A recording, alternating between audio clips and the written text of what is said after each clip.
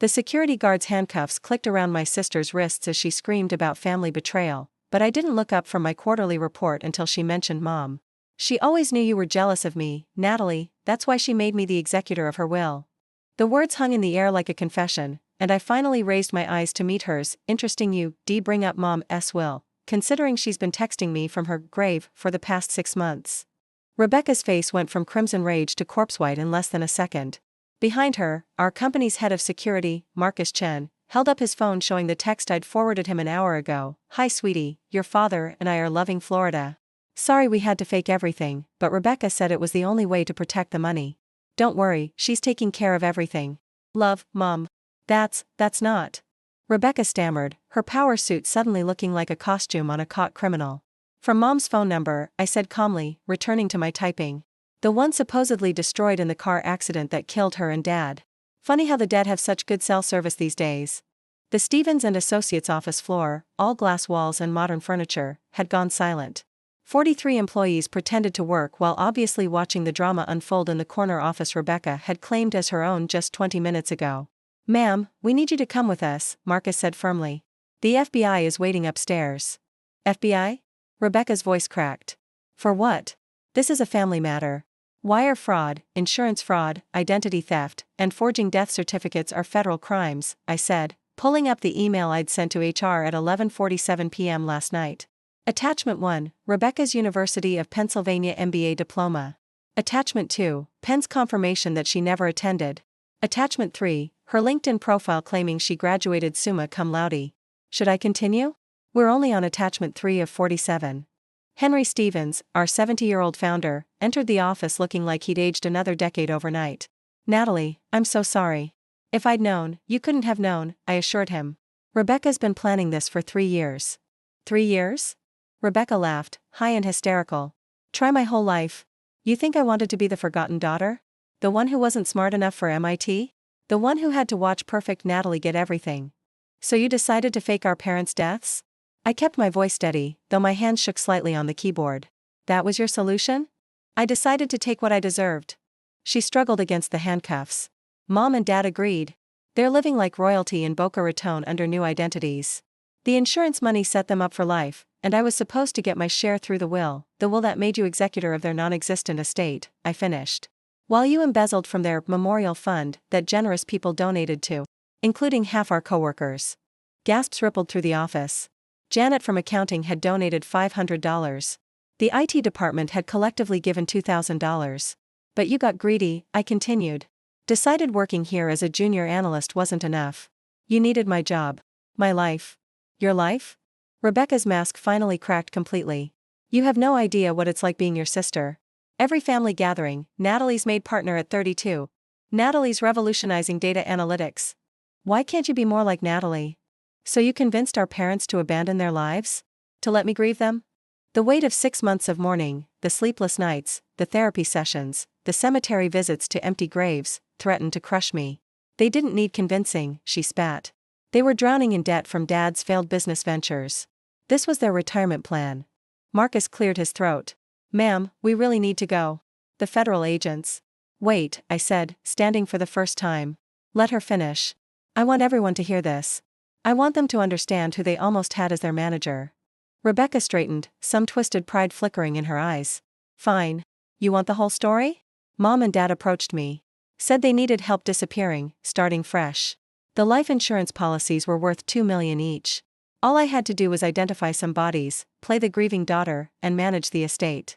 Bodies? Henry Stevens looked sick. What bodies? Homeless people, Rebecca said casually, as if discussing office supplies. Already dead from overdoses. We just borrowed them. Gave them identities. Cremated them quickly. Jesus Christ, someone whispered. But the money wasn't enough, I prompted, needing the full confession. Was it? $4 million sounds like a lot until you split it 3 ways, Rebecca admitted. And I had debts. Lifestyle to maintain. So I started skimming from the memorial fund, but that was pennies. I needed real money. I needed your job. Which pays $90,000 a year, I pointed out. Hardly worth this elaborate scheme. It wasn't about the salary. She was full on screaming now. It was about being someone. Having your office, your respect, your life. Do you know what it's like being asked, how's your sister? Before anyone asks about you. So you forged an MBA. Forged everything. Resume, recommendations, even hacked the company system to insert fake emails showing Henry had interviewed me. She looked at our boss. You were so sympathetic about my parents' death, so eager to help Natalie's poor grieving sister. It was almost too easy. Until last night, I said. Until last night, she agreed bitterly. What gave me away? I pulled up a photo on my phone. This. It was a selfie Rebecca had posted on her private Instagram, the one she thought I didn't know about. She was laughing at a beach bar, timestamp showing 11:23 a.m. yesterday. The location tag, Boca Raton, Florida. You went to visit them, I realized. Got careless. And in the background. I zoomed in. That's Dad's distinctive eagle tattoo on the man at the next table.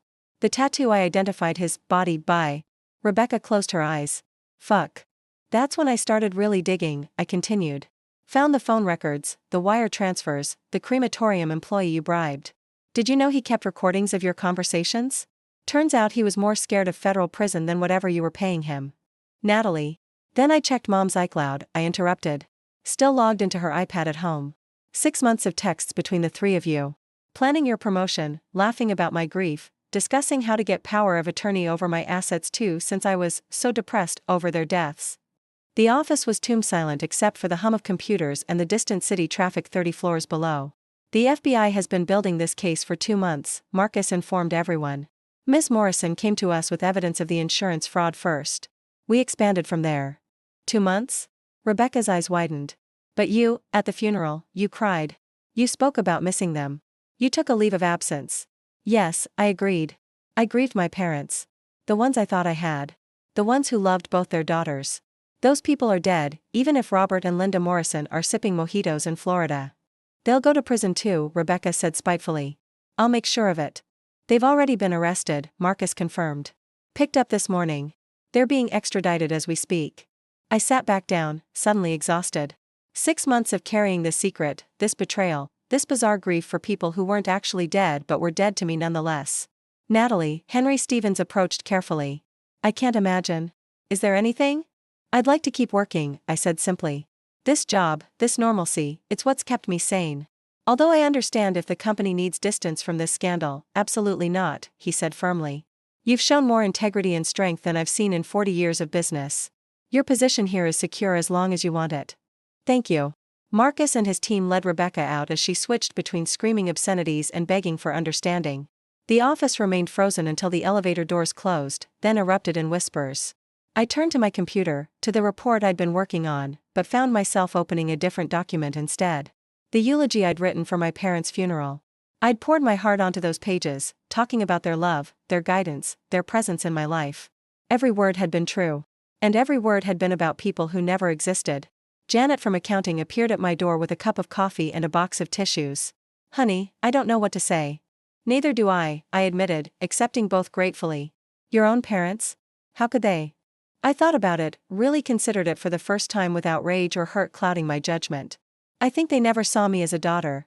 I was just proof of their success. A trophy. When the trophy became less valuable than money, they made a business decision. That's horrible. It's clarifying, I corrected. I spent 34 years trying to earn their love. Turns out it was never available for purchase. My phone buzzed. A text from an unknown number, but I recognized the area code. Boca Raton. Natalie, sweetheart, this is all a misunderstanding. We can explain everything. We never meant to hurt you. Please don't let them. I deleted it without reading further, then blocked the number. What will you do now? Janet asked gently. Work, I said. Live. Heal. Build a life with people who actually care about me. The memorial fund, she said suddenly. All that money people donated will be returned to every donor with interest, I assured her. My attorney is handling it. Rebecca stole about $30,000, but I'm covering the shortfall personally. You don't have to. Yes, I do. Those donations came from real grief, real kindness. That's worth protecting. She squeezed my shoulder and left. Others stopped by throughout the day, some offering condolences, some just silently dropping off coffee or snacks, building a protective wall of genuine care around me. At lunch, I got another call. The FBI agent handling the case. Ms. Morrison, I wanted to update you. Your parents are in custody. They're not taking it well. Are they asking for me? They're asking for lawyers, he said dryly. But they did want me to tell you that they love you. No, I said firmly. They don't. Love doesn't fake its own death. Love doesn't let a daughter mourn. Love doesn't laugh about her grief in text messages. For what it's worth, I'm sorry. In 20 years of law enforcement, this is one of the cruelest cases of family betrayal I've seen. Thank you. One more thing, your sister is trying to make a deal. Information in exchange for reduced charges. She claims there's more to the scheme. Other victims. My stomach dropped. Other victims? She says your parents have done this before. Different states, different identities. We're investigating. Professional con artists. My parents were professional con artists who happened to have children. The clarification hurt less than I expected. Maybe because it explained so much, the frequent moves during childhood, the lack of extended family, the way they'd taught us to be charming but never close to anyone. Whatever helps the investigation, I told him. I just want the truth. We'll be in touch. I hung up and stared at my computer screen. The quarterly report auto-saved, cursor blinking patiently. Normal work. Normal life. I clung to it like a lifeline. At 3 p.m., Henry called a company meeting. I tried to object, but he insisted. I know rumors are flying, he addressed the gathered staff. So let me be clear. Natalie Morrison is a valued partner in this firm. She uncovered a massive fraud perpetrated against both this company and herself personally. She did so with remarkable courage and integrity. The person claiming to be Rebecca Morrison has been arrested, he continued. She was never an employee here. Her credentials were forged, her access was fraudulent, and any instructions she gave this morning are void. Furthermore, he looked directly at me, effective immediately. Natalie Morrison is promoted to Senior Vice President of Analytics. This is not sympathy or scandal management. This is recognition of extraordinary professional conduct under unimaginable personal circumstances. Applause started slowly, then built. My coworkers, my real family, I realized, stood one by one. A standing ovation for surviving betrayal. I couldn't help it. I cried. Not the desperate, confused tears I'd shed at my parents' fake funeral. These were tears of recognition, of belonging, of finding solid ground after months of quicksand. Thank you, I managed to say when the applause died down. I know this is all bizarre. Horrible. I'm still processing it myself. But I want you all to know that this job, this place, you people, you've been my anchor. When everything else proved false, this remained real. So thank you. The meeting dispersed with handshakes, hugs, and promises of drinks after work. I returned to my office, my SVP office now, apparently, and found a package on my desk. No return address, but I recognized the handwriting. Rebecca's. Inside was a photo. The four of us at my college graduation. Mom, Dad, Rebecca, and me, all smiles in the California sunshine. On the back, she'd written, "The only time we were ever real." I studied our faces. My pride. Their practiced smiles. Rebecca's hidden resentment. All of it there if I'd known to look. My desk phone rang. The direct line only a few people had. Natalie? A voice I hadn't heard in years. Mrs. Chen, my high school calculus teacher. I just saw the news. Oh, honey. Mrs. Chen? I sank into my chair. How did you? I've kept tabs on all my favorite students. I'm so proud of you, and so sorry this happened. Do you remember what I used to tell you about mathematical proofs? Despite everything, I smiled. That the elegant solution is usually the true one. Exactly. Your solution was elegant. Painful, but elegant. You proved the theorem of their deception completely. We talked for an hour. She told me about her retirement, her garden, her grandchildren. Normal things. True things. By the time we hung up, promising to have lunch soon, the sun was setting over Seattle, painting the office golden. I looked at the photo again. 4 people playing family. 1 believing it. But that one had been enough. That one had built a real life, real relationships, real achievements that no forged degree could duplicate. I dropped the photo in the shredder and watched our false family turn into confetti. Then I turned back to my computer and got to work. The quarterly report wasn't going to finish itself, and senior vice presidents had responsibilities. Real ones. My phone buzzed. A text from Marcus Chen. Just wanted you to know, your sister's prison transport reported she spent the entire ride complaining that orange isn't her color. Thought you could use the laugh. I did laugh.